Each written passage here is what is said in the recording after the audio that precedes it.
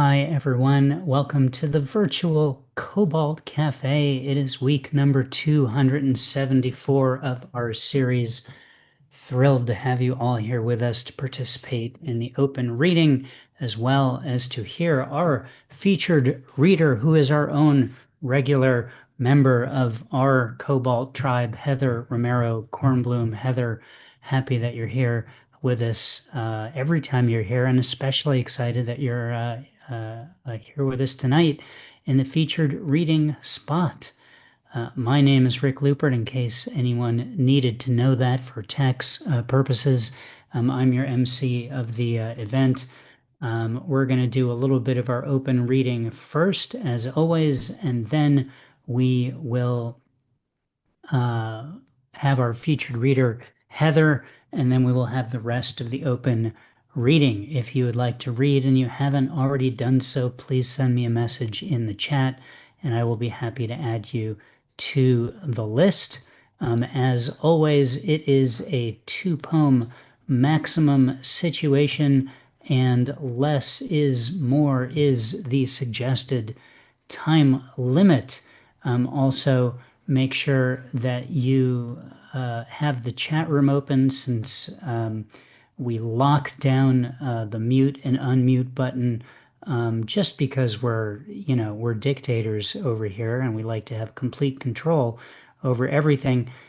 Please note that when it's your turn in the open mic, you will receive an invitation to unmute. There you go. I believe that's everything I need to tell you. So before we get to our first open reader, Bill Gaines, I'd like to ask if there are any questions.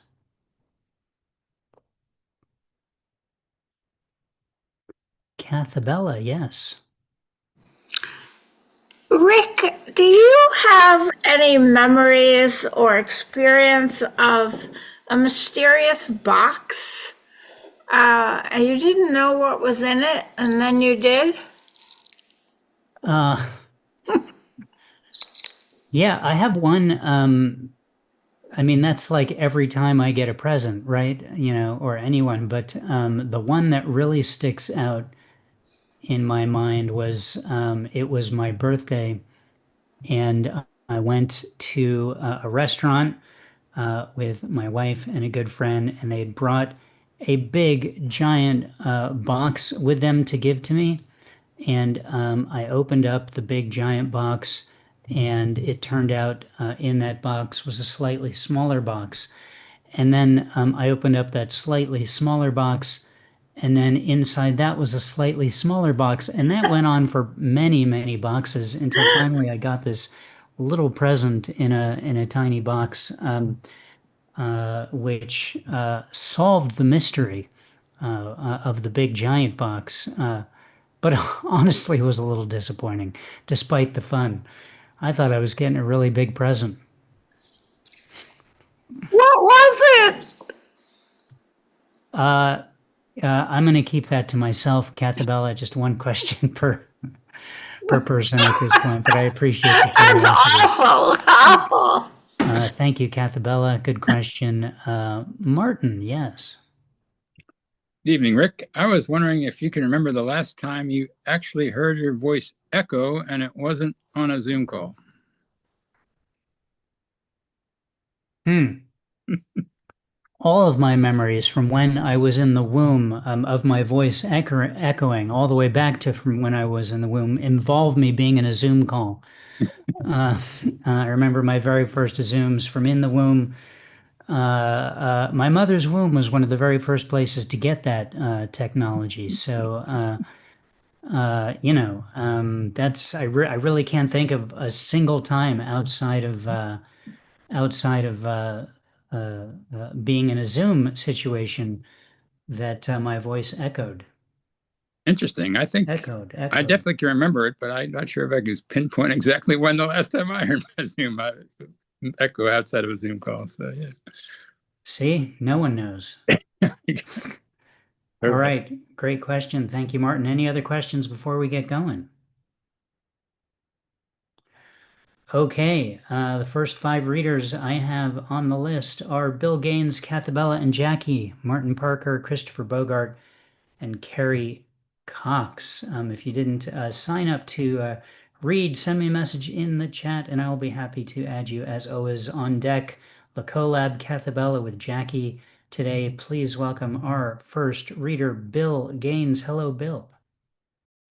Hello. I am excited to kick things off. I love going first. Last week, Rick told me to write a poem about food, and I did. So here it is. It's called Yogurt Doesn't Get Enough Love. If I had a lid, you could peel it back sensuously and stir the inside of me with a spoon. Mix up all those flavors you find there until you get me just right. Not quite a solid and not quite a liquid. The tenderest meat, the thickest stew. Not too sweet, but not too plain. The illusion of tartness just right. A probiotic morning ambrosia. All that you hoped for and more spread across the roof of your mouth. Would that I were yogurt and you were the lady at the fridge.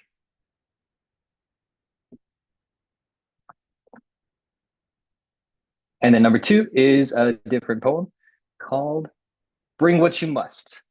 Ocean waves bending forward like the old man in the alley, rising once, but turning back into themselves and gone forever, make way for the next. The ocean is deep, full of dangers we don't see, twisting and pushing and biting and living in miles, miles, miles of darkness. But on the surface, the blue of the sky and hubris to conquer, like the old man in the alley. You can drown at the top if you don't try to not. So bring what you must and prepare to breathe. End peace. I like a man who takes his homework seriously, Bill. Well done. Thank you for the honor of answering that prompt. Well done as well. I'll be eyeing my refrigerator kind of suspiciously going forward at this point.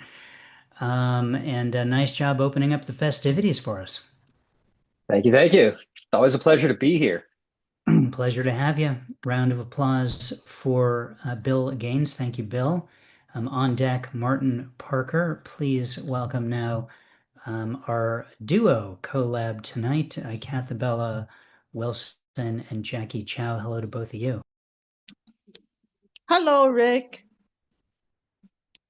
Unmute and let's see if I can share.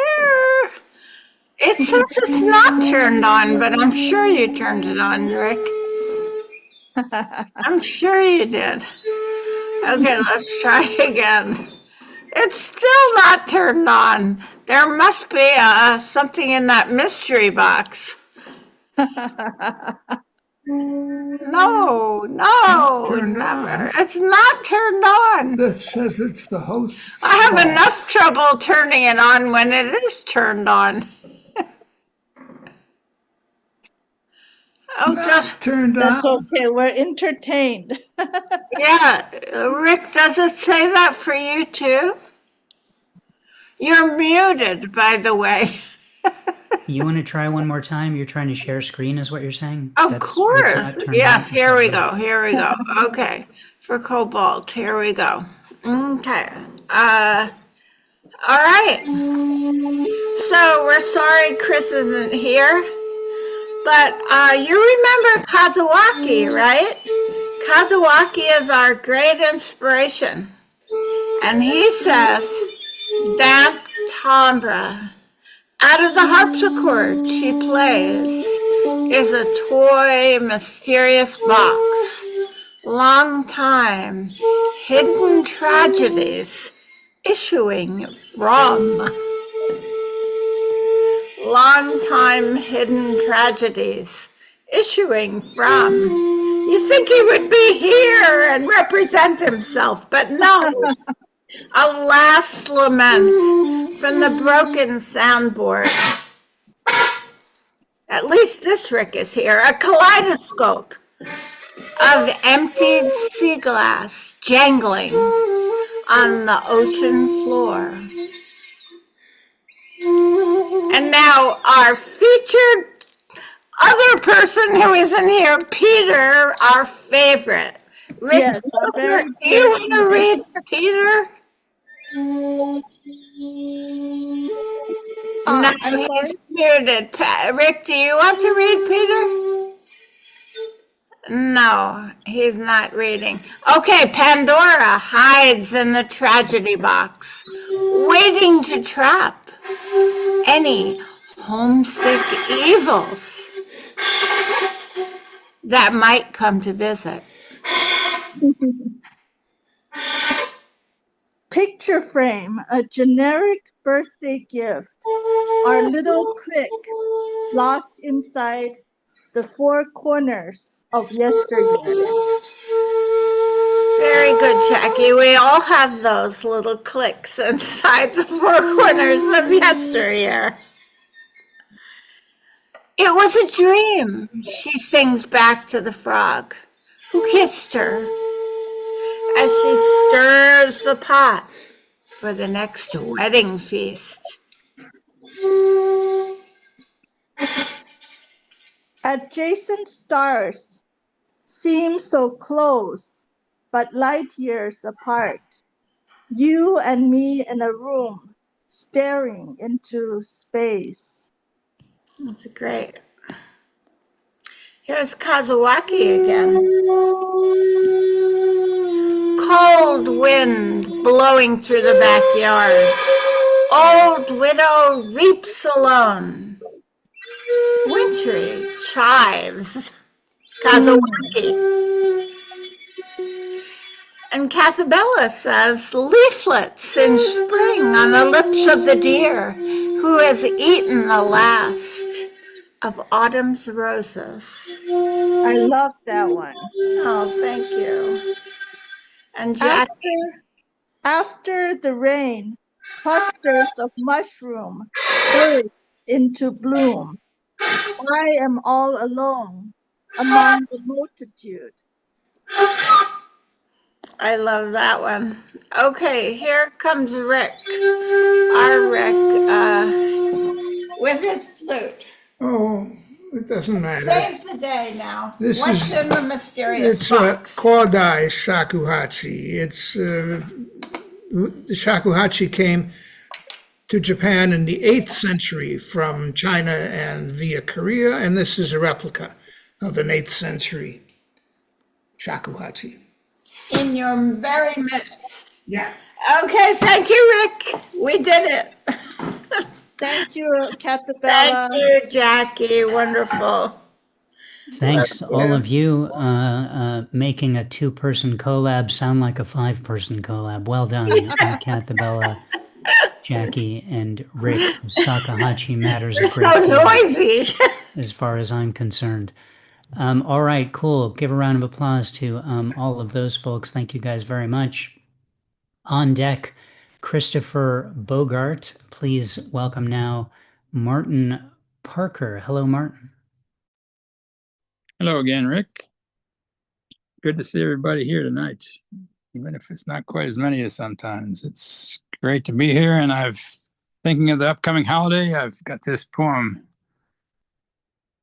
that makes me think of. This is called Poetic Blessings.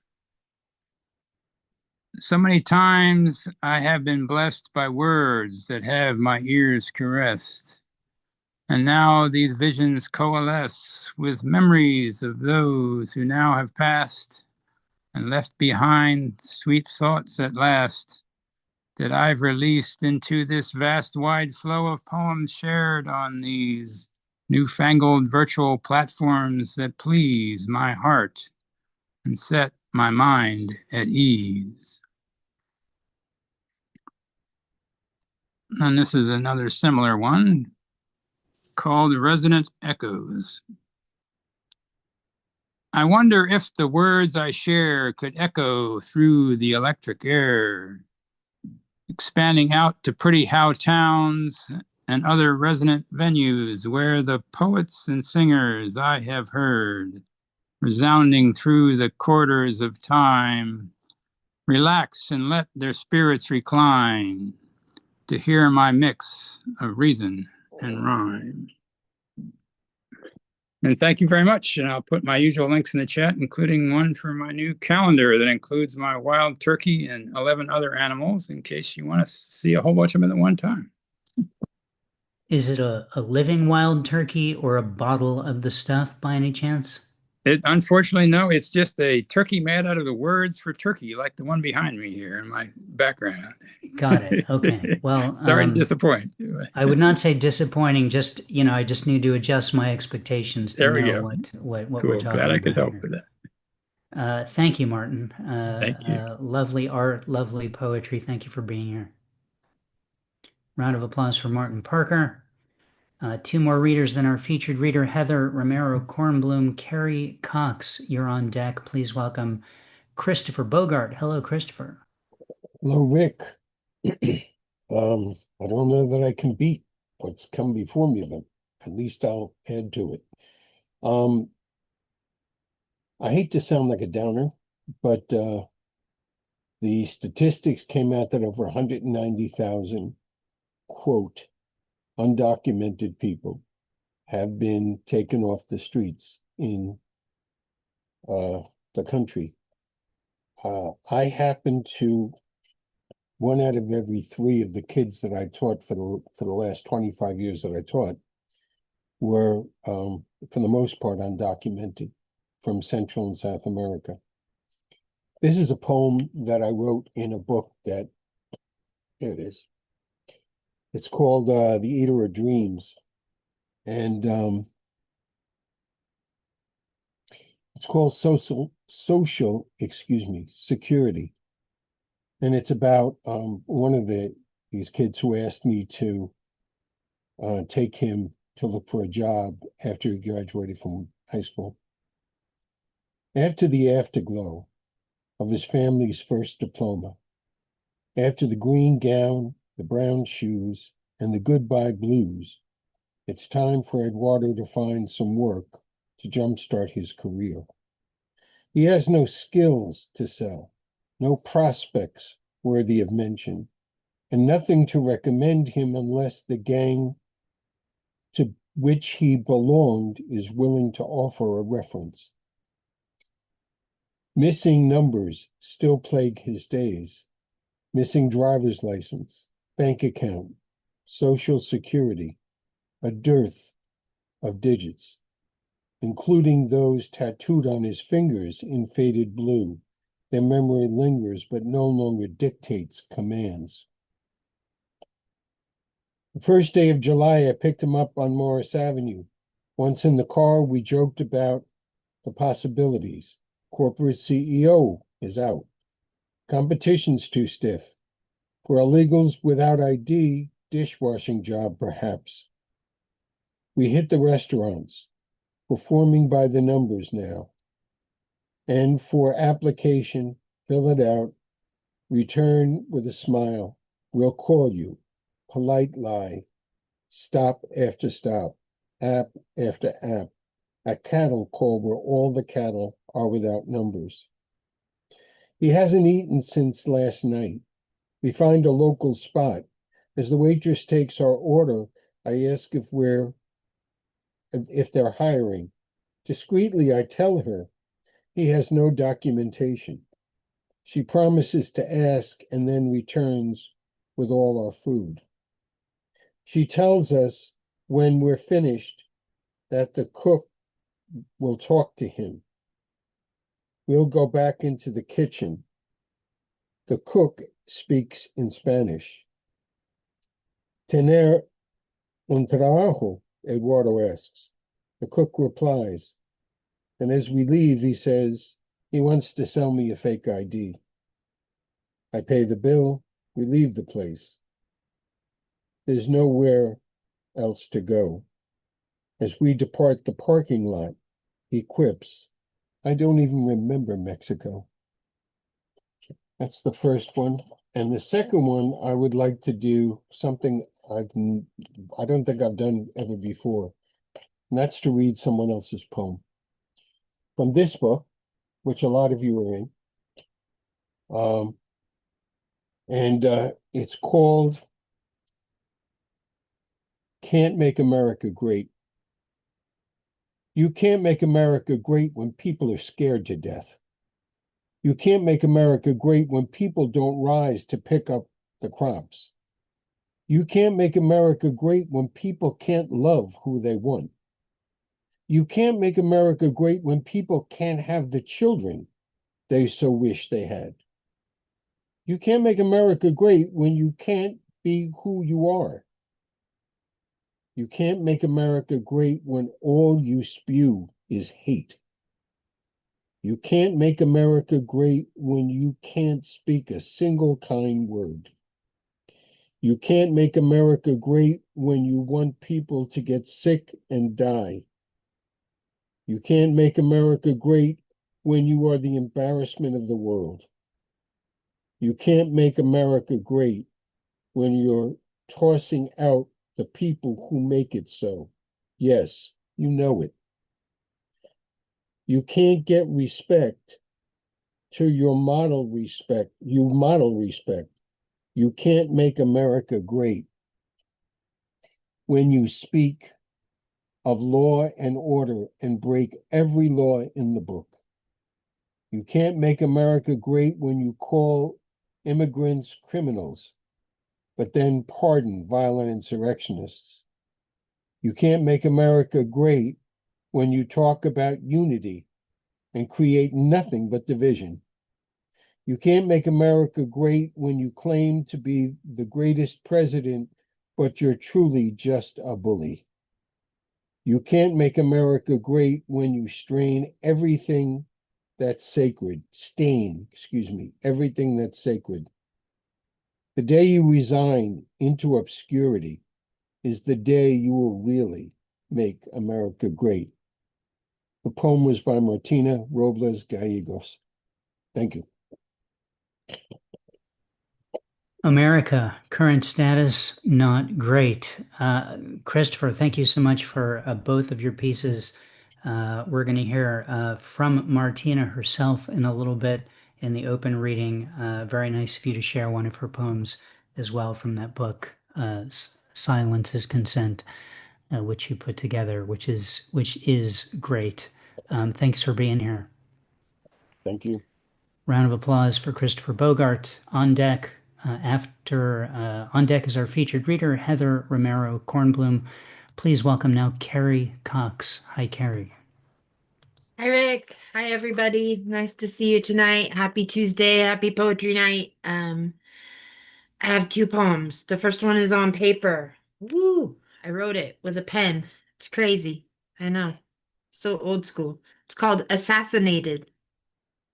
Blunt force trauma, a new wound bound for less glory, a gory afterthought, a night gone wrong, a bone gone dry, mud forced through cloth, a shroud dirtier than dead, a smothered sense of not being seen. Easier than a gauntlet, a breeze way you bore through me, tunneling for compressed carbon, a dark shine. A season for shallow breathing, still smoky like an ashen exhale, triggering new wanting in the cell walls, all osmosis and ambrosia. A weakened wind chill scuffed off these thermometers of bare skin. Susceptible to all kinds of invented weaponry, no match for an arbitrary armor worn like a suit. A playing card jack with a sword and a smile face down until the bets bleed onto the table, the kind of ante that can't be upped, and a hole through the heart still pumping from the fight of luck's old lady and a sense of what's right, leftover leopards roaming at night. Birds of paradise have no need for flight. But this extradition from a home we're still missing is guilty of fishing for our before and after life. And then, interesting, this one has to do with the womb, Rick. Speaking of womb zoom poetry, I started writing this poem, and then somebody brought up the term and wrote a poem and showed a picture of a place called the Chapel of the Transfiguration. So that's now the title of my poem, and it's obviously the chapel of the Transfiguration is the womb. So if that helps.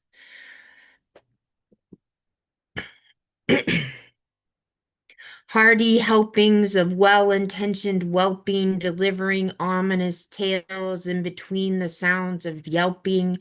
Every mother umbilicized, connected at the core, capsized in amniotic thrumming, tunneling back and forth.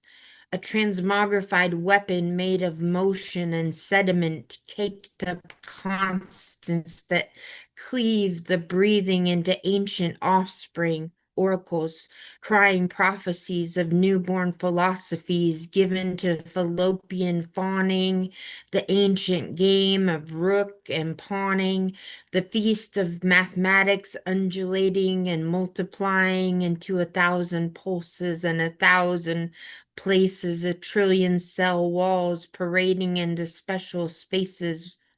Where were we when the water fell? The broken bell rang out in cold air in a sterile room. Your smile gone sideways, the camera lens seeming to zoom. Where the sutures aren't snug, where the tubes can't be tied, where the lining is the miracle, nurturing the trembling seedling inside.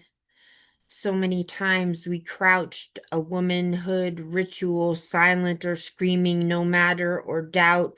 We split this universe and a human slips out from stardust, an angel story, an animal mouth, stored up out around it without.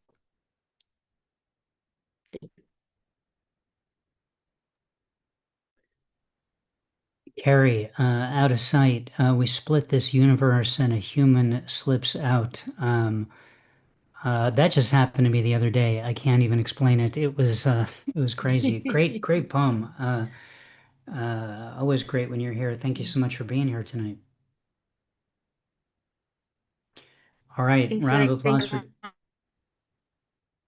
I think you've got a little bit of a connection issue there. We're not quite hearing everything you're saying, Carrie, but suffice to say, we're glad that you're here. Thanks so much. And round of applause for Carrie Cox. We will say that on deck after our featured reader will be Martina Robles Gallegos, which leads us now to our featured reader, Heather Romero-Kornblum. Heather, so happy that you were here with us, that you started coming to this reading not too long ago. It's really been great to have you as one of our regular folks, and always great to hear your work. And I'm really excited to hear a full set from you tonight. Heather mentions in her bio she says that she's a Los Angeles writer known for bleeding on the page. That's what we're in store for. I hope we've brought some stuff to clean that up a little bit after you're done, but we're going to enjoy it as it flows out of your mouth into our ears.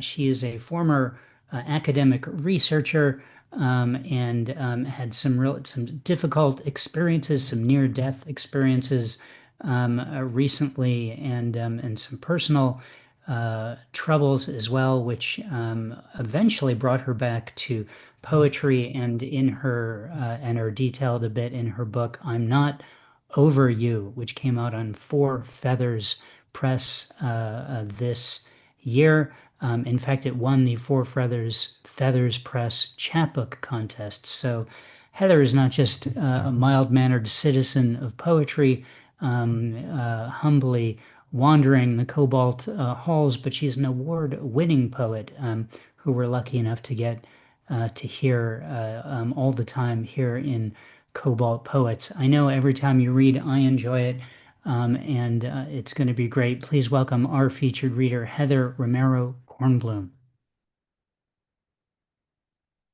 Thank you so much, everyone.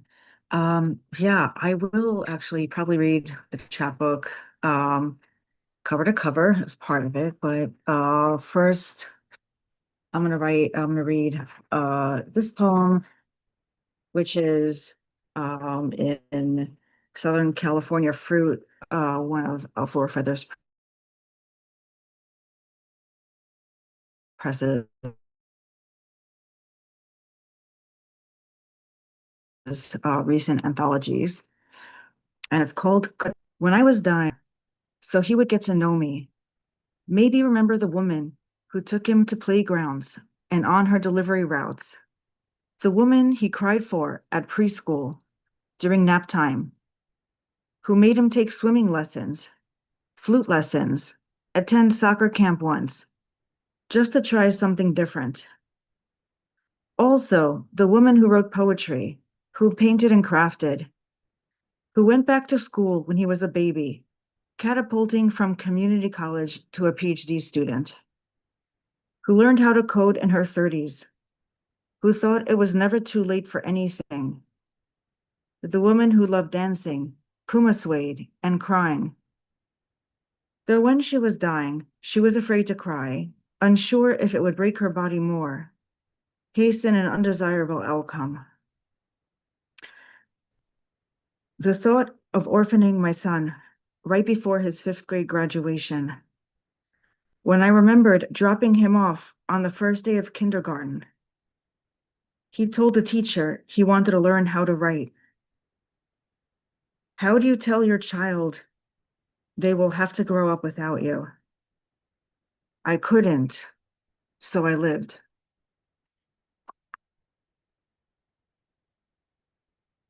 So that's the first one.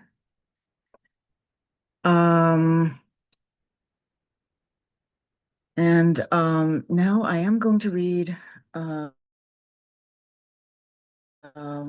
my chapbook, which is available on my website also in downloadable form, heathercornbooks.com, but it was the Four Feathers Press chapbook contest winner.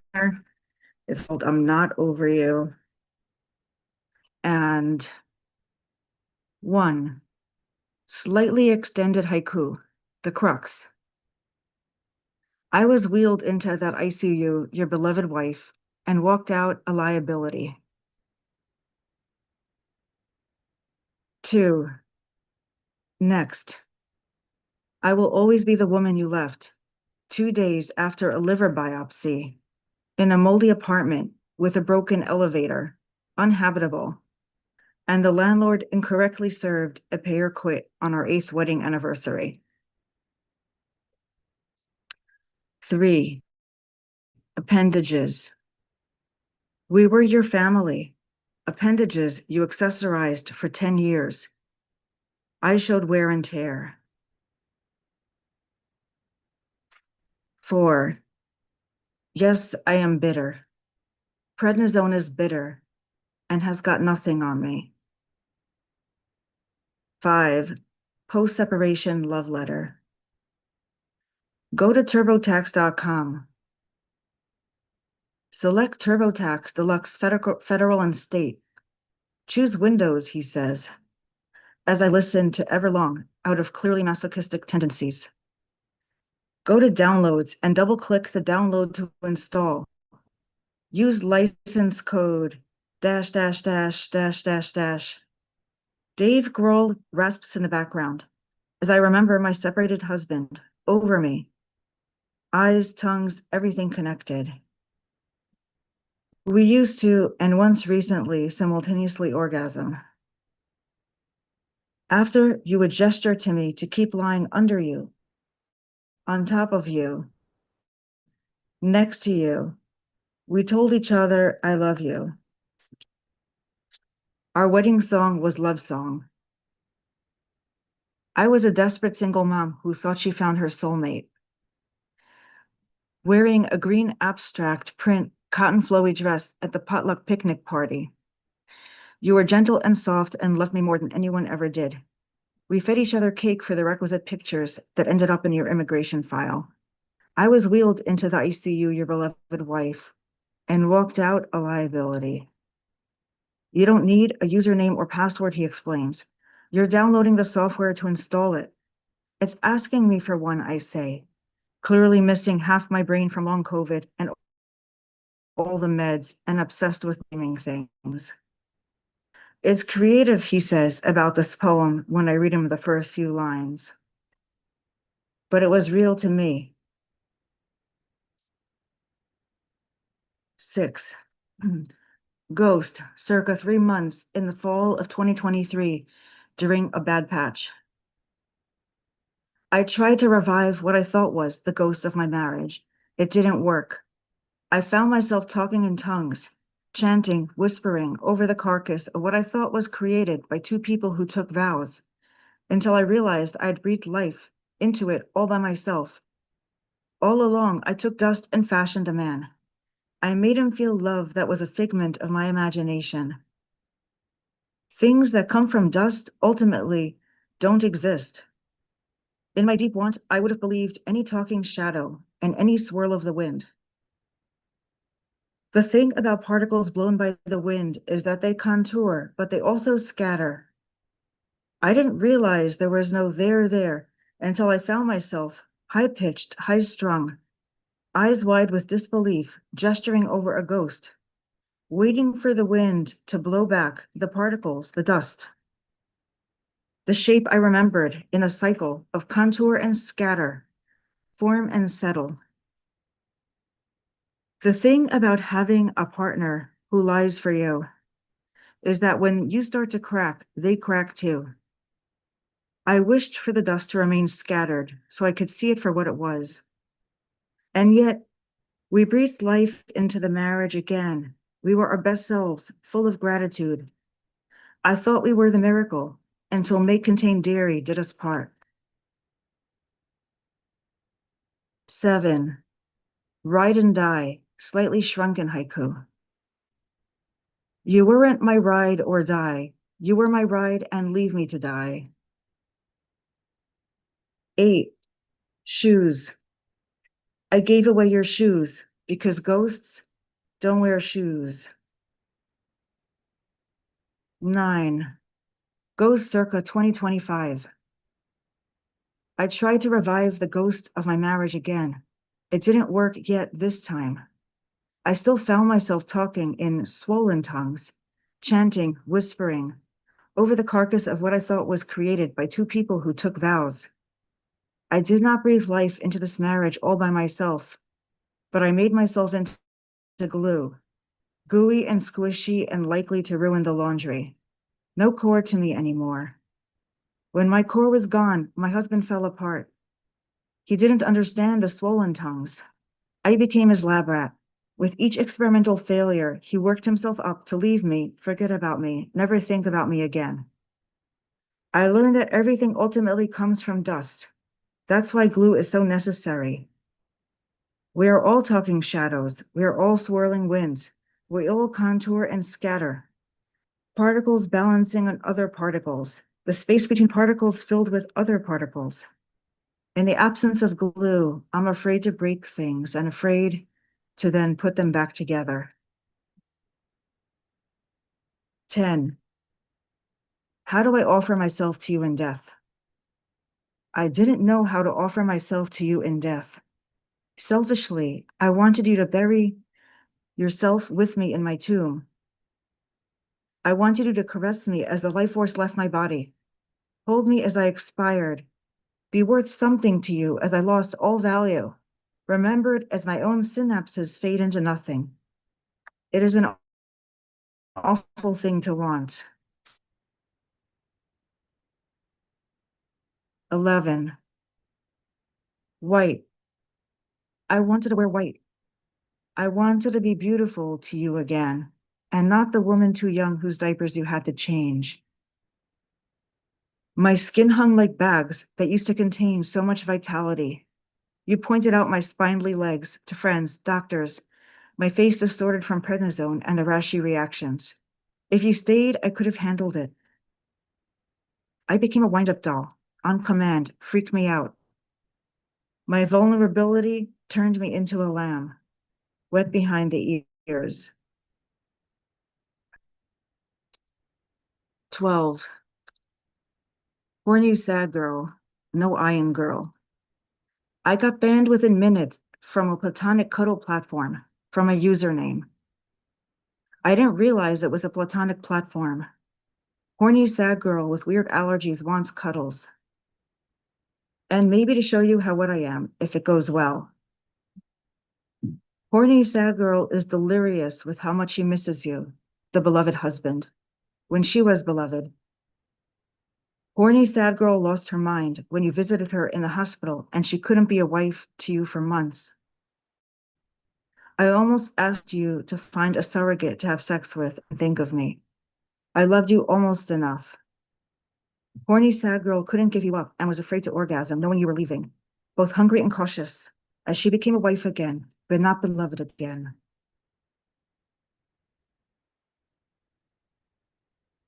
Hmm. 13. Santa Monica. I rode the Ferris wheel with you today. We sat backwards against the grain hanging over the ocean. I saw you smile through your tired face and you squeezed my hand. My heart aches for all the times you tried to squeeze my hand, and I wanted words first, being a poet. I forget that words are not the only language. 14. I beg you for crumbs. I beg you for crumbs after being your partner of 10 years, wife of 8. Now separated, I offer space, containers, and receptacles.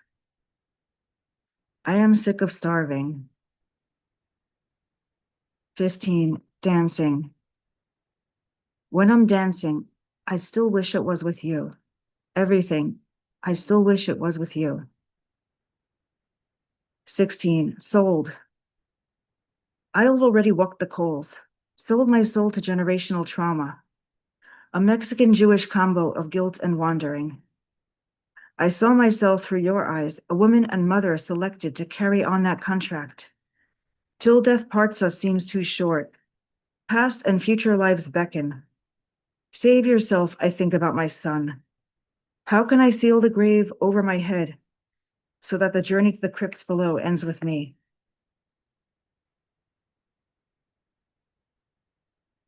17. Scavenger. I can't reconcile the before with the after of the ICU, the cheesy photo booth pictures we took at a friend's wedding, our tenderness with each other, our resolute confidence and arrogance that we were unshakable, unbreakable, since we did the work, a unified front. I slow danced and fast danced with you, teetering on the brink. What is in a family, a marriage? With everything scattered, I'm a scavenger, like a crow squawking as I fly a bird's eye view, searching for familiar wreckage. 18. Time travel. As I lay unconscious, I was losing you. I woke from my slumber, not beautiful, the poisoned apple still in my mouth. When you visit, I reach over to your side of the bed, wanting to climb you, ride you, slip back into where we were. You stop me sometimes because of the awkwardness, the time. We are not the same people. I used to be a powerhouse, a go-getter. I pulled myself up by any bootstraps I found in discount bins. I mask how sick I am. I paint a picture of health and upward mobility to you. No longer bedbound and driving again now. My joints creak, my face swells, my adrenals tend toward insufficiency. I used to be the life of the party. There is no market for middle-aged women with long COVID. 19. Sleep. I wanted to let you sleep after the 4 a.m. hypoglycemias. Smooth your brow, undo some of the wear and tear that I inflicted on you. Do anything you want, I wanted to offer to you. This illness is too much for anyone. I would leave myself, forget about myself, never think about myself again if I could. I imagined shooing you out of my nest, spreading the ashes of our life from my perch, sparing you, sinking myself down with stones into a river, but I couldn't. 20. Alive. The thought of me dying was so overwhelming to you, you said, that it was easier to be angry at me. But I'm alive still somehow, and I'm not over you. So that's the chapbook. Thank you. And I'm going to read maybe one more. This one maybe made it to the broadside. I'm not sure. But it's called Alienation. Thank you, everyone. And it's in Four Feathers Press, Southern California, California. I fucked your ghost.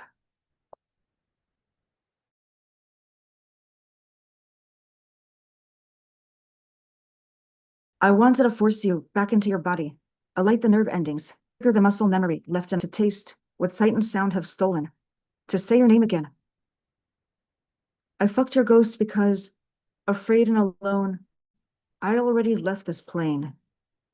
I traversed other realms where I didn't lose you in the most uncanny way. Disheveled and hollow, sometimes it's easier to believe you're dead. I fucked your ghost. In another version, I made love to your ghost. Tender and connected, I gazed into your eyes. But the stab of being forgotten is unbearable. I read my grief poems like an exorcism. I take the child I raised with you to appointments to process your ghostness. I want to show him pictures of our life sometimes, recall moments to honor who you were, who we were. Torn between erasing his life and living in your remains, I fucked your ghost. I fucked your ghost to leave my mark, to call you back to your mission from whatever vessel you boarded. I fucked your ghost to know that I'm still alive.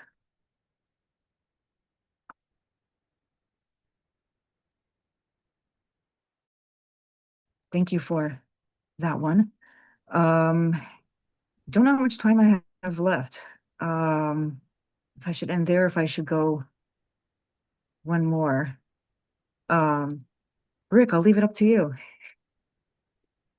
I like to let the featured reader determine what 15 Determine that. minutes-ish means to them. Okay, I think, you know what? I'm gonna read,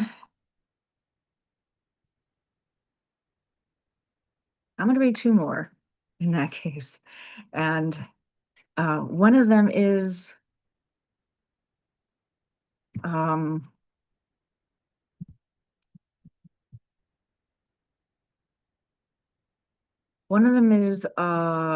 currently on the Women Who Submit blog. This Makes Up the Sky Under the Rain category.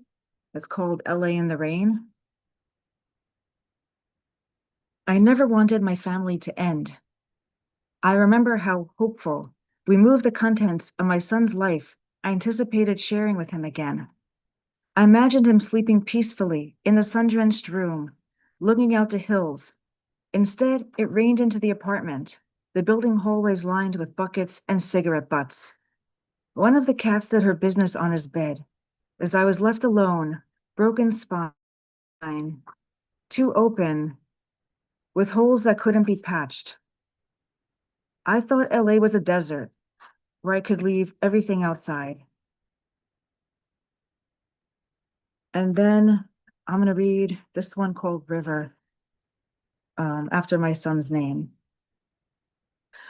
I named my son River so that he could cut through rock, any path he wanted, as long as it aligned with gravity. I named my son River so that the silt could be moved or left behind. I named my son River so that he would always have a destination. Even dams would not always hold him back, and he could run or stay still.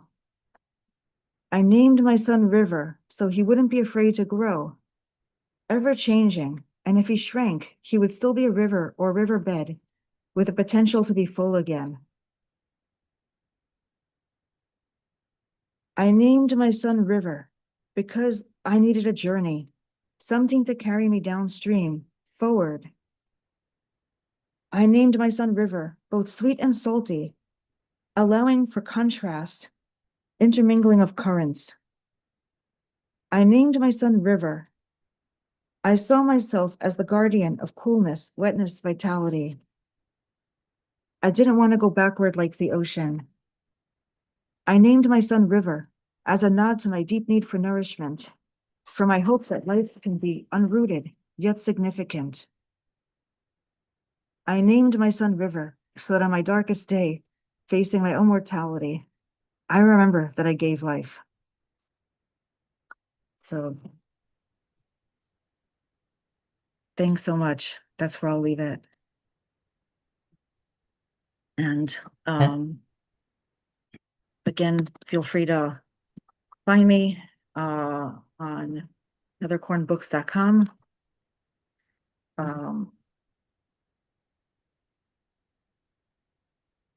Heather, we Yeah, got you. I'm going to very paste honored and grateful to the stuff in the chat right now so people can check you out in more detail.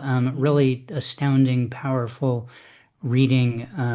I think the line that really stuck out with me that kind of in a sense is what we all received was the line, I read my grief poems like an exorcism. I think you just performed an exorcism on us in a way that was really engaging and impossible not to uh, uh, be engrossed by. So thank you very much for that very powerful reading. What an extraordinary chapbook that you shared with us. And you are correct. The poem that was selected for the broadside is Alienation. It was one of the ones you sent me. I picked this one. I really dug it. Um, Partially because I remember you reading it earlier in this series before or around the time I invited you to feature in the spot. So yeah, I really dug that poem, but your whole set was really fantastic. So well done. Pasted into the chat are a few things for you to pay attention to help thank Heather and show your appreciation for her reading. As always, we have a method for you to tip our featured reader. In this case, both the Venmo and a PayPal ID are there. So please feel free. I encourage you to contribute to the virtual passing of the hat via your choice of Venmo or PayPal. You can download the broadside for the poem right there on the Cobalt Poets website and have that as something forever if you would like. And as Heather mentioned, there is a link to her website, which has links to all her books, including the one that she read from as well. Heather, really astounding reading you gave us. Thank you so much for that, and look forward to your continued participation here at Cobalt Poets. And you really did your work and us proud, honestly. Thank you so much. Round of applause for our featured reader, Heather Romero-Kornblum. Nice job.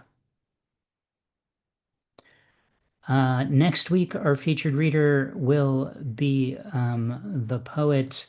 Let me get it right. Forgot to paste it into the right place. There it is. Jose A. Alcantara, who's a poet whose work I'm familiar with because it came to me via email, via maybe the Poem a Day list. Could have been Rattle. I forget which one, but we're getting a really powerful poet next week as well.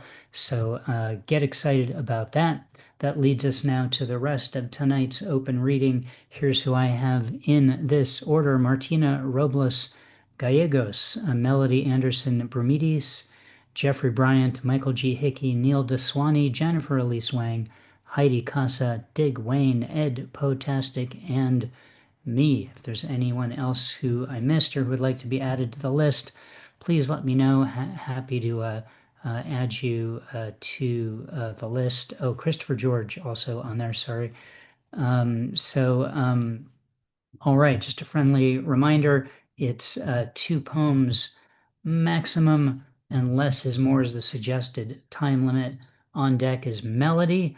Please welcome now Martina Robles Gallegos. Hello, Martina. Oh, hello, thank you. Wow, Heather. Oh, wow.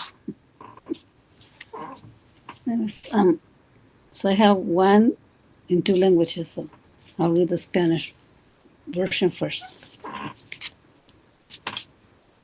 So you had 3 seconds to learn Spanish. Okay, mi México, mi querido México, De tus entrañas fértiles y tu vientre cálido me diste la vida y me alimentaste con tu alma, amor y sangre. Tus prados floridos embellecieron mis manos y tus ríos saciaron el calor de mi cuerpo. Tus verdes campos me dieron aire fresco y sombra, pero también me dieron fruto para saciar mi hambre. Tu historia me ofrece una valiente inspiración y tus héroes son mi ejemplo a seguir. Oh patria, tus recuerdos yacen en mi corazón y vuelvo a imaginar tu sol dorado como una estrella fugaz y brillante que aún ilumina mi espíritu. Tu bandera tricolor sigue siendo prueba de valor y también conserva su grandeza como ejemplo de coraje, pureza y dignidad. La madre naturaleza, a través de tu sol dorado, lleva sobre su cuerpo el manto que con amor acaricia a sus hijos sagrados. Oh México, hijo de héroes y mujeres valientes que rescataron a una nación del fondo del precipicio. Oh patria, detrás de un hombre hubo una gran guerrera que le dio coraje para que su nación pudiera defender. Tu bandera lleva un águila, símbolo de resiliencia y perseverancia sin igual, que todo lo vence y alcanza sus metas sin derramar sangre.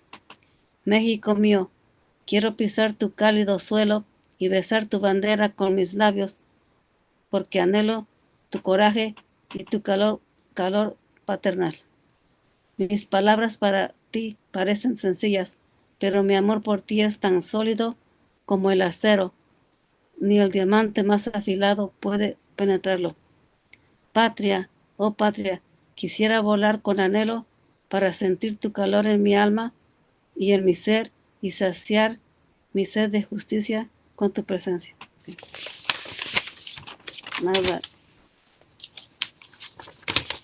Now the English kind of version. Okay. My Mexico, from your fertile entrails and warm womb, you gave me life, and you nourished me with your soul, love, and blood. Your flower-covered meadows beautified my hands, and your rivers quenched the warmth of my body. Your green fields gave me fresh air and shade, but they also gave me fruit to quell my hunger. Your history offers me brave inspiration, and your heroes are my example to follow. Oh, homeland, your memories lie in my heart, and I return to imagine your golden sun like a fleeting and brilliant star that still illuminates my spirit. Your tricolor flag is still proof of valor and also perseveres its grandeur as an example of courage, purity, and dignity. Mother Nature, to your golden sun, carries on her body the mantle that with love caresses her sacred children. Oh, Mexico, son of heroes and brave women who pulled a nation back from the bottom of a precipice. Oh, homeland, behind every man there was a great warrior who gave him courage so that he could defend his nation. Your flag carries an eagle, a symbol of resilience and unparalleled perseverance that conquers all and achieves its goals without shedding blood. My Mexico, I want to tread on your warm soil and kiss your flag with my lips because I long for your courage and paternal warmth. My words may seem simple, but my love for you is as solid as steel, and not even the sharpest diamond can penetrate it. Homeland, oh homeland, I would like to fly with longing to feel your warmth in my soul and in my being, and quench my thirst for justice with your presence. Thank you.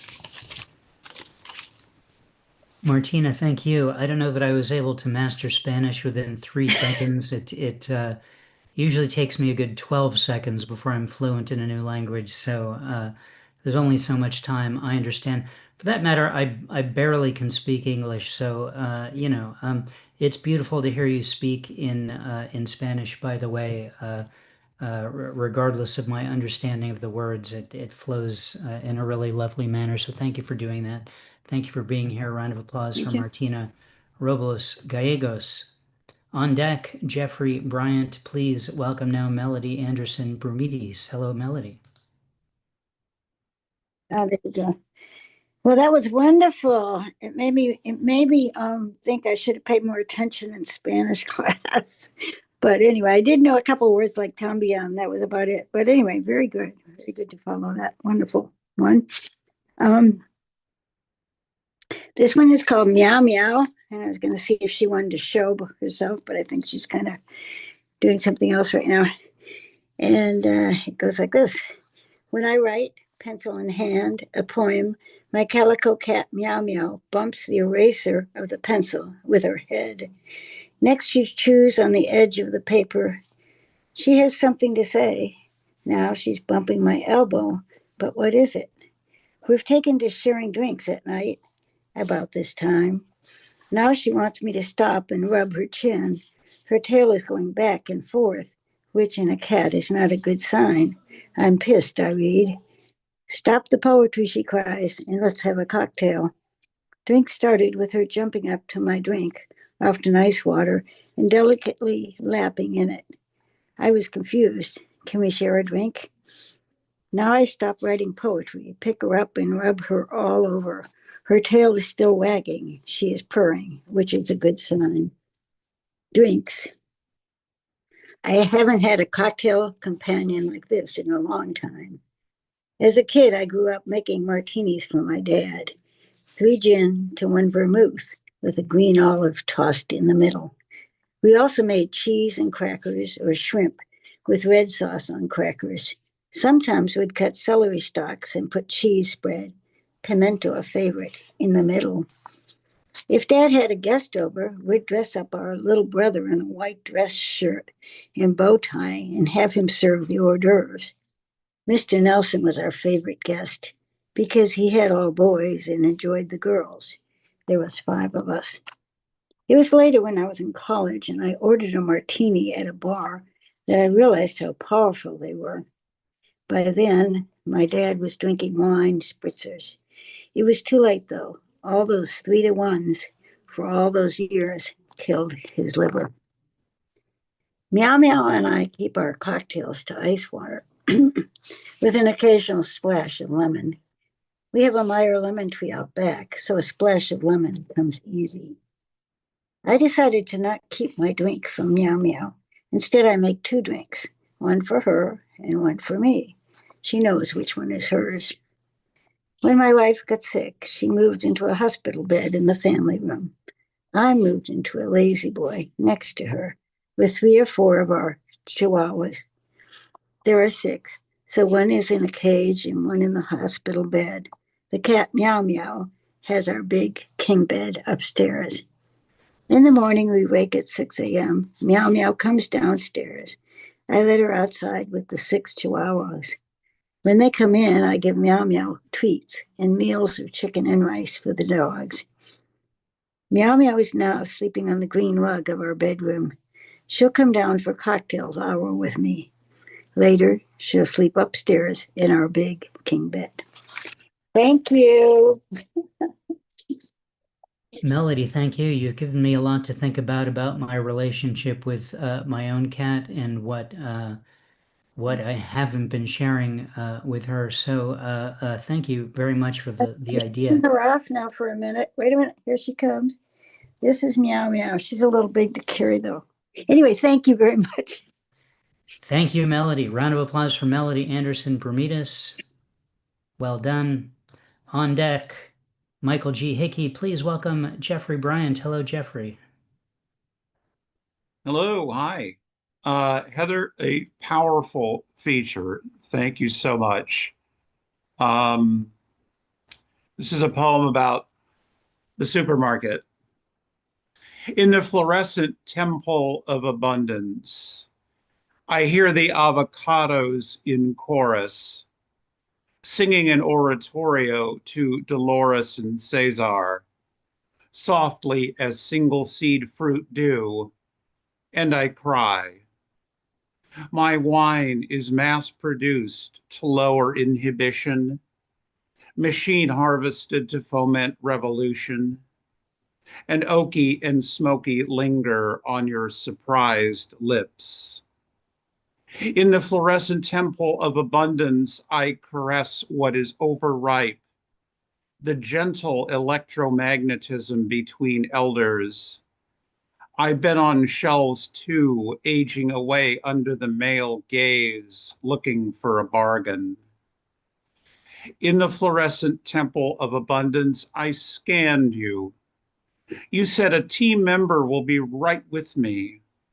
I feel ennui in your sentience, and I know you get lonely, thanking everyone for coming, your soft edges and sweet beeps of confirmation. In the fluorescent temple of abundance, I go to where the meat is hung, and I'm choice cut anew, watching my weight, wrapped by the hands of a strange man and ready for fire. In the fluorescent temple of abundance, I fit in basket seats again, wrap my legs around you, pushing me, stock up for a rainy lifetime, roll through magic sliding portals, imagining the taste of everything. This poem is in my book, The Catacombs of Vanished Lovers. It's called A Holiday with Blood Strangers. Who are these blood family? These deathly pale white meat strangers? I fill their goblets after grace from my bottle of blended beatitudes. I am my own familial peace offering, gravy boating through reheated lies. I chew through my obligatory nods, swallow, offering as little as possible. Each slice of pie is more rights for me, I'm told, topped with a dollop of queer whip. I have no children to offer up for the children's table. I'm still the sinner, loved as instructed, the world's longest running phase. Who are these people I must see more often? Why must I not be a stranger? Really, we must do this again next year. Thank you. Well, Jeffrey, I think you won the English language today with the phrase queer whip. Well done. It's Yeah, available. I bet it is. I won't tell you where. I'm not even allowed to know, but I'm just excited to know that it's out there somewhere.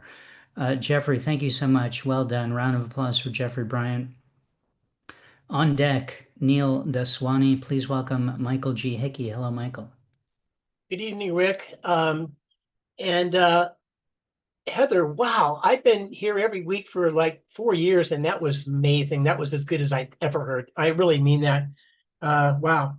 Okay. I'm just going to read one piece. It's in 3 parts, and I don't really think of it as a poem as much as a public service announcement. I'll be performing this on stage next month. It's called How to Discuss Politics with Your Family. Hey, congratulations. It's your year to host the family holiday festivities.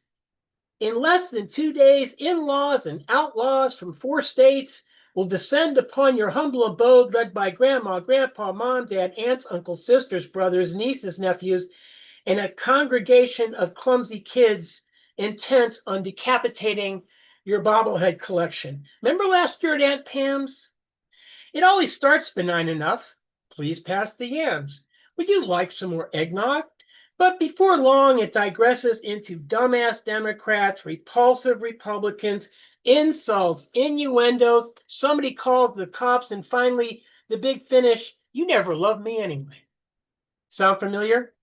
Does your family's holiday tradition include heated debates about everything from QAnon to climate change, from the flat tax to the Flat Earth Society? If so, it's time to take matters into your own hands. Literally, yes. It's time to hit yourself in the head with a hammer. You heard me right. Stay with me now. There's a very good reason for this. You see, with a hammer, the pain is essentially the same as those drawn out political debates, but it's so much faster.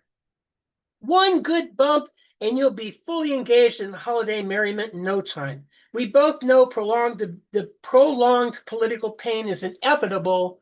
Why not get it over with and have some real holiday fun? Do this the minute your brother-in-law, this part's true, do this the minute your brother-in-law from Alaska arrives and get started on the 1969 moonshot conspiracy, that it was all a Hollywood trick in a Hollywood sound studio to spook the Russians. Follow these simple steps to avoid that inebriated late-night fistfight, the ensuing call to 911, and potential fatalities. Step 1, prepare the area. Light the tip of a sage leaf and sweep the smoke liberally throughout the family gathering place. Avoid setting the smoke detector off. Native Americans have burned sage for centuries as part of a spiritual cleansing ritual to promote healing and wisdom. It's been used since the time of the ancient Egyptians and Romans as well to treat digestive issues, memory problems, and drunk relatives who don't know when to shut the fuck up. Step 2, hammer selection. A craftsman is only as good as his tools.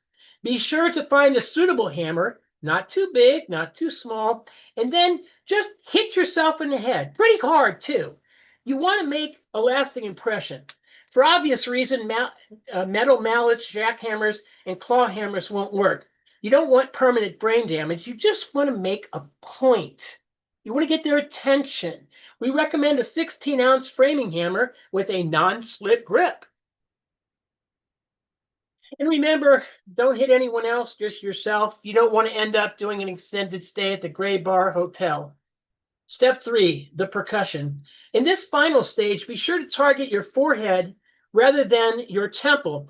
This will ensure maximum visual effect for your soon-to-be horrified guests. It's important they witness this MIA, masochism, in action, in order to witness the lengths you're willing to go to avoid discussing politics. Then, with a banshee battle cry, let her rip. Yes, that's good. Bam! Exactly. Do it right in front of them. A bruised forehead and a little blood spatter will get their attention. And rest assured, no matter how much damage to hit your head, your sweet, tender heart has been spared this excruciating this excruciating holiday political conversation altogether. Congratulations, my friend. You may have saved a life tonight, perhaps even your own. Heck, you may have even prevented the felling of an entire family tree. You are now officially an angel from heaven with a purple badge of courage on your forehead and a holiday hymn singing in your heart. Thank you. Michael, I think it was my great great grandfather who used to say, "Beware the man who brings a hammer to a poetry reading." I think he had you in mind. I don't know if you knew him, but you held that up 3 times, I think, just to really drive the point home there. Yeah, the non-slip grip. Yeah, I didn't know that was your uncle. I thought that was Confucius, so thank you for clarifying.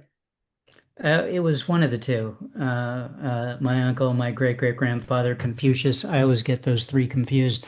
Michael, thank you so much for being here. Don't let that hammer slip out of your hand. Round of applause for Michael G. Hickey.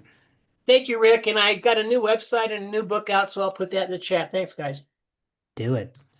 All right. On deck, Jennifer Elise Wang. Please welcome Neil Deswani. Hello, Neil. Hi. Hello, everybody. Hello, Rick. Lovely set, Heather. I really enjoyed that. I'm going to read a poem that some of you may have heard. I think Julian, Ed, and probably Christopher George. It's called Thanksgiving, and it's not the controversial Columbus sort of thing. I don't want to get dragged into it. This poem was probably 50 years in the making. It harks back to a misspent youth in upstate New York, where in the Thanksgiving pageant, I got the same role. The poem is a blessing, I assure you. Anyway, so Thanksgiving. To the pilgrims and the deep-rooted, the plunderers and the looted, to the half-naked and full-suited, the loud and the muted, to the inquisitors and the persecuted, the broken, the reconstituted, to the believers and the deluded, the extroverts and the secluded, to the heathens and the baptized, the in-crowd and the ostracized, to the novice and the canonized, the overlooked and the recognized, to the parishioners and the pontiffs, to the Robin Hoods and the sheriffs, to the defendants and the plaintiffs, the aides and their bailiffs, to the generous and the miser, the foolish and the wiser, to the serfs and the Kaiser, the advised and the adviser, to the cautious and the careless, the skittish and the fearless, to the selfish and the selfless, the hirsute and the hairless, to the students and the proctors, the patients and the doctors, to the audience and the actors, the employees and directors, to the traitors and the patriots, the locals and expatriates, to the helpers and employers, the bankers and the lawyers, to the prey and the predators, the reporters and the editors, to the electorate and the senators, the indebted and the creditors, to the elders and the youngsters, the sons and the daughters, to the maters and the paters, the brothers and the sisters. I will say only this. Whichever ship you've sailed on, whatever voyage you undertook, with tailwinds that favored or stormy gales that hindered, whether your course was linear or an odyssey of detours, be thankful, be grateful for the safe passage that you've had. So that was the somewhat serious one, I guess. And the next one I want to read is called Sudden Death. And I guess Rick is not going to give me too much time. So here goes. Sudden Death. In the minute that we have, 58 airplanes will hit V2 velocity and take off. In the minute that we have, according to the UN, 116 people will get married. And Gallup says 144 people will move into a new home, which suggests that either there are still a whole lot of singletons out there and or many newly married people just do not move out of the homes they were living in. In the minute that we have, the Atlas of Human Sexual Behavior states that 83,300 people will be making love. Facebook claims 243,000 photos will be uploaded to, surprise, surprise, Facebook. In the minute that we have, the World Bank says we humans will create 5,441,400 and 400 pounds of garbage. I grew up on metric, but that sounds like a lot. In the minute that we have 136,824,400 pounds of carbon dioxide will be released into the atmosphere from burning fossil fuels. When will we ever learn? When will we ever? You know the rest.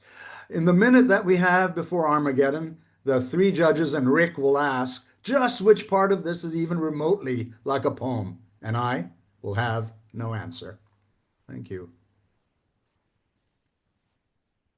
I think you've terribly misquoted me, but I very much enjoyed that, Neil. Well done, both the serious one and the fun one. I don't think I laid down a time limit other than less is more as a suggested time limit. So, but I like a man who's frightened of going longer than he should. Well done. Nice poems. Thank you so much for being here. Round of applause for Neil Daswani. On deck, Heidi Casa. Please welcome now Jennifer Elise Wang. Hello, Jennifer. Hey, so I'm gonna close out my October fanfic fan poem challenge, sharing with two more. And so the first one, so the setup for this is that there's a character who casts spells through writing, which I think is the most fantastic way of combat, and that they have a literal muse in their head.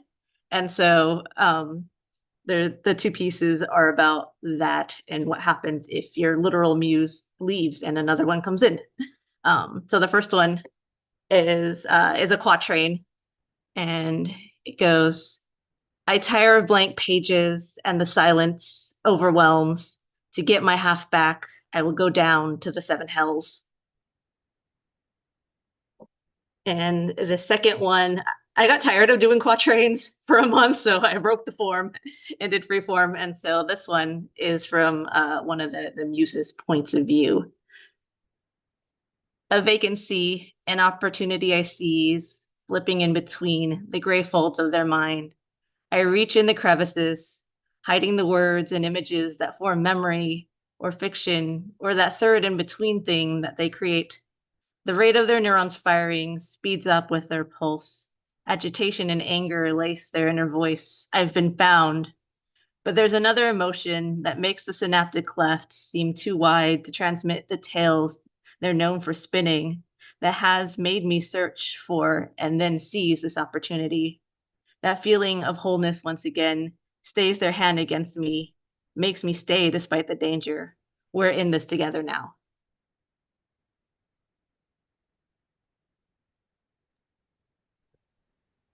Jennifer, I think it was my great great great grandfather who said, "To hell with quatrains." So very much appreciate your sensibility there. Moving on from those, nice job. Thank you so much for being here. Thank you. Round of applause for Jennifer Elise Wang. On deck, Dig Wayne. Please welcome Heidi Casa. Hello, Heidi. Hi, Rick. Hi, everybody. I continue to write some poems on music, so here's another one. What's punk? Snip snap, the singer teething the microphone. Your preternatural blip still can't capture, categorize, or contain the wild. Life distilled, making this moment purer than a child's soul in church.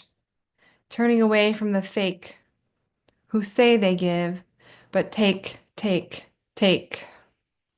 This dark, dirty club, a shower, pulverizing secret parasites. Maybe the parents are right.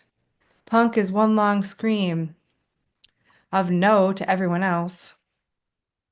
The band's pulsing purpose returns forgotten pieces of personal power. The delight in creating a multi-tiered cardboard container to convey 36 cupcakes to my 5th grade class on a student's budget of ingenuity and scraps. My careful leveling the castle, all the cupcakes unmussed by buses and walking city blocks. Let's get back to DIY scrappiness. The doctor said my 3-week-old baby was scrappy. How'd she know?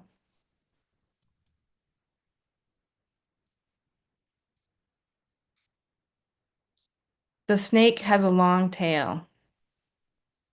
I don't fault its cunning, and the wing's job is not more valuable. But you can slide, horizontal or vertical, while I ground to forage, one eye slotting open to regard the slither. Thank you. Punk is one long scream. That's something I'm going to think about the next time I listen to the Sex Pistols and try to differentiate the songs, the words, everything that's happening. I think there's chord changes in their music. I'm not sure. Heidi, thank you very much. Thank you. Round of applause for Heidi Casa. On deck, Ed Potastic. Please welcome Dig Wayne. Hello, Dig. Hello, Rick. Hello, everybody. If only diabolical.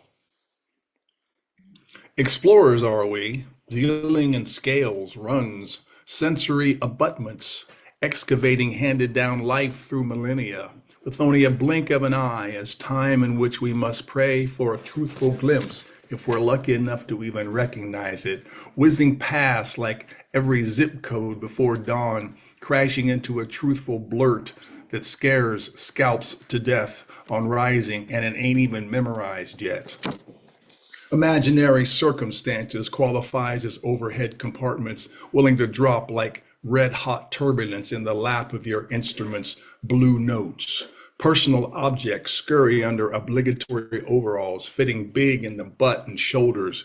Tension, goosebumps, Charlie horses, frog in your throat, a childhood place, funny bone memories like tap water drizzling through the muscle, conjuring the greats, questioning the question, never satisfied in the sinkhole of life. A bottomless pit of heightened passage if you choose to take. The journey, explorers are we, turning over rocks, kicking over rocks, slicing boulders like an avocado pit in your empty stomach, a handful of watermelon seeds and a mouthful of mush. That's the work for today. What will tomorrow bring? Burning rubber in a cold shower, numb fingertips, twist of a lemon? What can you create? What can you believe? Relaxing into subconscious corridors, leading to parts unbeknownst but known, emotional tightrope that stretches all the way back, way, way back to the raw bones. Vibrations of need spread our carbon footprints into the ether, making an indelible crack in the wings for tipping, behaving like children that know too much. Ragdoll storytellers raising to higher stakes for the shake of it rather than for the life of it. Let us hold the house for rain and tardy memorial blessings. Thank you. Thank you, Heather. It was a lovely feature. When love dies, flat balloons floating down the river, blue flowers wrapped in a numb heart, sleep haunts eyes that won't close. Time drags through the night like a cold dream. Memories pixelate until they disintegrate into dust. Senses stall downhill. A fog of sorrow steals around every corner, catching flashes of light just out of reach. Every sound vibrates slowly, teasing you like yesterday's hope. Suddenly, a realization bathes you in truth. You've misheard everything, misinterpreted fear for loyalty, a life of accidental consequences. All the corny jokes smell like regret. Bless all troubled souls. Now the sun, buoying with the pulse, not giving up, not giving up. Thanks. Dig, thank you. Nice work tonight. I did, however, get stuck on the word abutments because it made me giggle for some reason. So I'm not sure what to do about that. Abutments? Well, Yeah, I don't know what to tell you, Rick. It's a cute word. it's a cute word. Well, I'll just think about it when I'm putting on my pants tomorrow, if I even do that, I guess. Dig, thank you so much for your work tonight. Nice job tonight. Thank you. Thanks, everybody. Thanks. Round of applause for Dig, abutments. Wayne. On deck is Christopher T. George. Please welcome now Ed Potastic. Hello, Ed. Thank you, a wonderful host that I love the most, that deserves a toast, that goes coast to coast. And thank you, Heather. You're more brighter than the weather. Thank you for being so delightful than a feather. Don't worry, the rhymes get better. Hello, my name is Ed Potastic, feeling fantastic. Please, in time, control my rhyme. Thoughtful, sublime.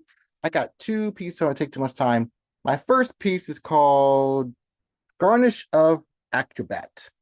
Food is culture, umami of acupuncture, poking the sweet spots between cold and hot. Tongues dance around taste, not a crumb will go to waste. The taste walks down your stomach, nestle in your pack hammock. Don't talk about food. I'm not trying to be crude. Are you on a strict diet? No need to riot or deny it. It's hard to look after your temple, like trying not to pop a pimple. I know ill. What do you mean? You can eat it, then have some green beans. I'm not trouble or a bad influence. The only difference is our essence. You live once. When I take a bite, one bite, you'll be lost in appetite. I'm not trying to spoil your appetite. Don't be as standoffish as a satellite. Have allergic reaction? Substitute to taste satisfaction. Satisfaction. To taste satisfaction. Sorry about satisfaction from the reaction of being alive. We need to revive, to thrive, to strive, to survive. Basically, eat to taste the love of life. A taste to improve your might and insights. Eat to build tolerance for different nations. Eat to experience heaven without questions. Eat to relive the achievements of the world. Eat to inspire or cook for your boy or girl. Eat to joyfully understand the memory again. Eat to actually. Did you eat today, my friend? Thank you. And my second one is called Thanksgiving by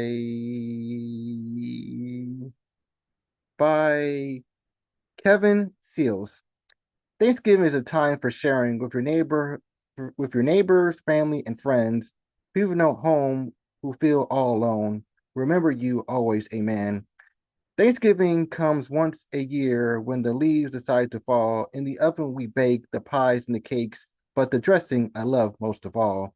Eating a turkey is our tradition on this Thanksgiving Day. I wish we could make it our daily mission to give thanks every day when we pray. We teach our kids to share with others and be thankful for what they receive. Also, be nice to your sister or brothers, because in you they will believe. When you give thanks before you start, remember the things that I say and let it out straight from the heart. Have a happy Thanksgiving Day. Thank you. Happy Thanksgiving. Ed, thank you so much for reminding us what week it was. We forgot to mention that we all did. You're keeping us in season. Nice job, and thank you for your work as well. Very cool that you read a poem by someone else. Always appreciate when folks do that in addition to their own work. Thanks for being here. Round of applause for Ed Potastic. On deck is me to close out the open reading. Please welcome now Christopher T. George. Hello, Christopher. Hello, you can hear me, I think.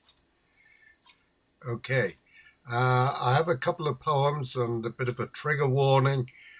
They both reference the JFK assassination, November 22nd, 1963. Christmas 1960. I was in school in Connecticut that December. The little drummer boy hung in the air. I was 11. I liked the song about the boy who had come to honor Jesus with its insistent chorus, parum-parum-pum. Our hero was John Kennedy, the young New Englander who would be our new president, a new leader and a new pope, John the 23rd, Advent candles after a long darkness. Even now, 60 years later, the song still thrills me as it thrums in my ears, parum-pa-pum-pum. Witnesses said the noises didn't sound like gunshots, unforeseen, like hammer blows, parum-pa-pum-pum. So many bullet holes, so many nail holes, black crepe and muffled drums, parum-pa-pum-pum, parum-pa-pum-pum, parum-pa-pum-pum. Jackie. I want them to see what they have done to Jack. So she wore her blood-stained pink Chanel suit all the rest of that day. She cradled his bloodied head in the helter-skelter ride to Parkland, Jack's glorious brow, storied crown of a king. She knows Camelot is no more, watches LBJ, uncouth Texan, seize power. Jack's corpse is covered by a white sheet, a naked foot exposed. She feels blood drain from her face, aware she is being watched. Everyone is silent. Everything is different. She takes his foot in her hand, kisses it gently, then lifts the sheet to expose his face and shoulders.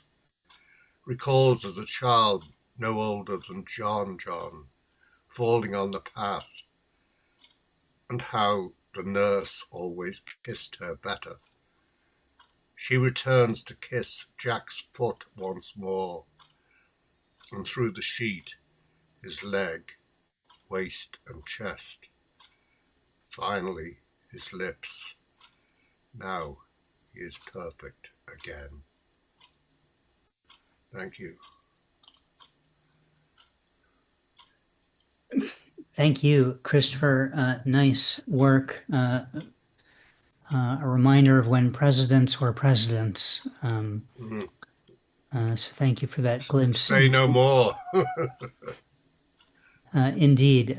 Thanks for being here. A round of applause for Christopher T. George. I'm going to read two poems to close out the open reading. The first one is from my book, High Moose Alert. It's a poem that I wrote, as you may know, if you've been following closely. The very first part of this trip, we were on a ship heading from Vancouver up into Alaska, and this is at the very end of that time, our very last night on the ship. At the very end of that night, the ship is called Koenigsdam. This poem is called Good Night, Koenigsdam. It is our last night on this ship before we head into the Yukon to try our luck. We're going to miss this floating civilization.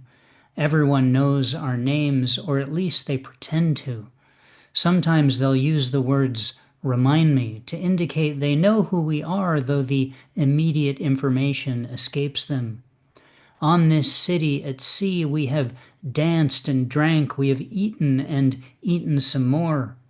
The late-night hot dogs of Vancouver became the late-night pizzas of the Koenigsdam. Everything is nice, and we got to sleep until the whales came home. Going forward, it's all waking up and moving from place to place. My hopes for the food are not as high. I'm at the "I hope there'll be food" level of hope. There are cruises that go for a year. There are cruises you can live on. Right now, we'd settle for another week.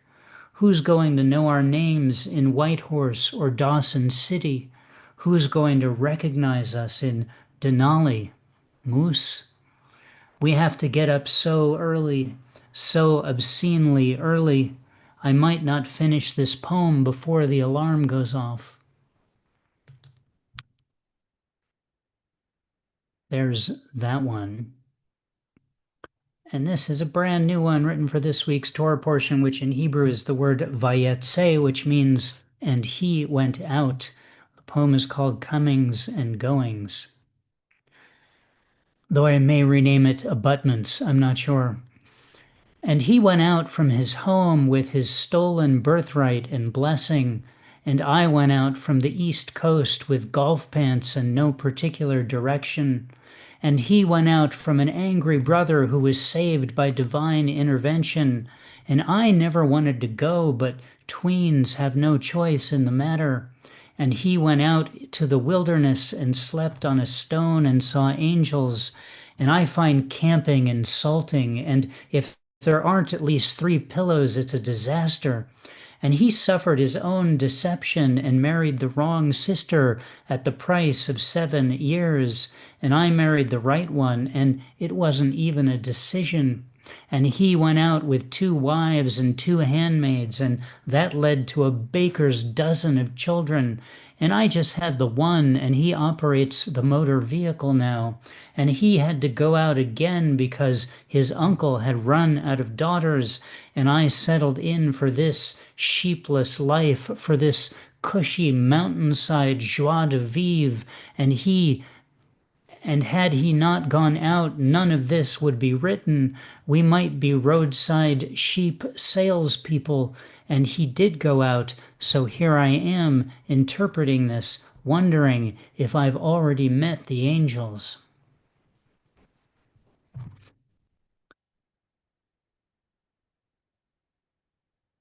Thank you all very much, ladies and gentlemen, and anyone who might go by a different term to refer to them. There's the stuff in the chat room. Thanks so much, Heather. Your reading was truly phenomenal tonight. How lucky we are to have you part of our whole thing here at Cobalt Poets. You can, as a reminder, tip Heather for her reading via Venmo or PayPal. You can download the broadside for her poem Alienation there at that website there. You probably know you can click on email list there and add your email to the weekly emails that go out. You probably know that you can click on calendar and see who's coming up next week. Jose Alcantara will be our featured reader. I checked, I came across his poem in Rattle, but he's been in all kinds of places like Plowshares and other great things. He's going to be really wonderful for us next week. Thanks everyone else for being here, participating in the open. Great night here at Cobalt Poets. I hope if you celebrate Thanksgiving that it's a good one. And that's it. I'm going to click on Ask All to unmute. Thanks. Thank you, everyone. Great stuff tonight, Heather. That was lovely. Great night. Thank you. Great work, Yeah. Heather. Heather, That was so amazing. great. So great. Poems from the brink of all kinds of things. Just beautifully haunting. Someone said haunting. I think that's a great word, but just so imbued with life and, from someone that only has been to the brink, I think can really encompass.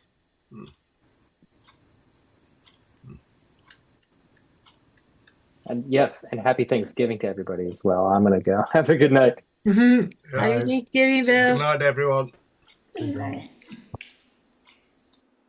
Wow, people cleared out fast. Yep.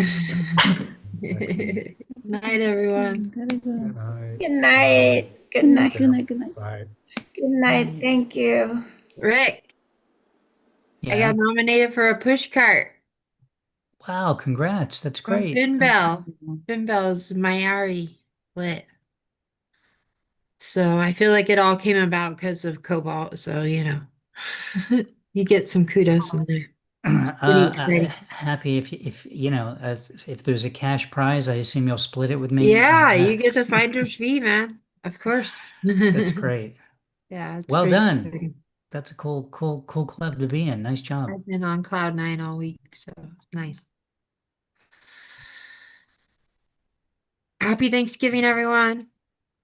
Happy Thanksgiving. Yeah, you too. Heather, really great job. Thank you. Yeah, so grateful that I got to share all of that. Yeah. Yeah, and yeah, thank you for having me, and thank you everyone for listening. And yeah. Yeah. Yeah. All right, cool. Well, I'm sure I'll see you guys next week. I hope to anyway. So have a good one. Sounds good.